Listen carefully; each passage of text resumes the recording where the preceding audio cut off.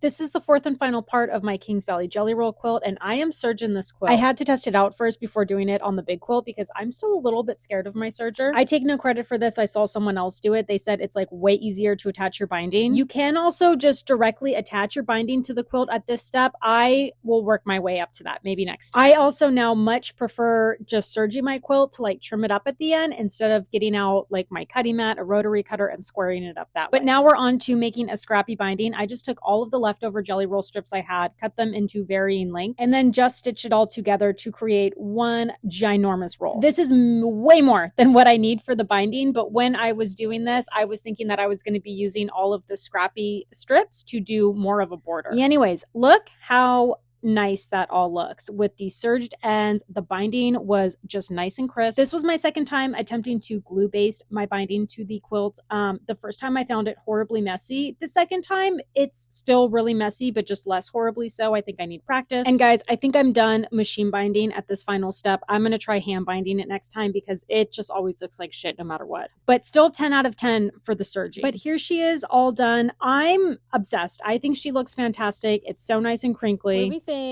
Have to get the dog's opinions, of course. There's a little peek at how shitty my binding looks from the back, but she's gorgeous from the front. If you have any questions about the fabric I'm using or need help finding the pattern, but if you just Google Kings Valley Jelly Roll Quilt, it should pop right up. You can go check out my blog. I have everything linked there. Okay, love you. Bye.